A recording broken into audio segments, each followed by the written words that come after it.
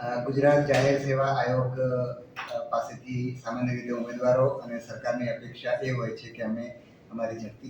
ભરતી પ્રક્રિયા ઝડપથી પૂર્ણ કરી અને એના પરિણામ જાહેર કરીએ, જેથી ઉમેદવારોને ઝડપથી નોકરી મળે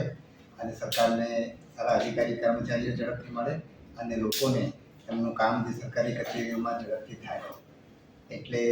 આ ત્રણેય વર્ગની એવી અપેક્ષા છે કે જાહેર સેવા આયોગ એની પરીક્ષાઓ ઝડપથી લે. એટલે અમે સતત એ અંગેનો વિચાર કરી રહ્યા છીએ અને અમને જેમ જેમ સમજાય એમ કેટલાક પગલાં લઈ રહ્યા છીએ.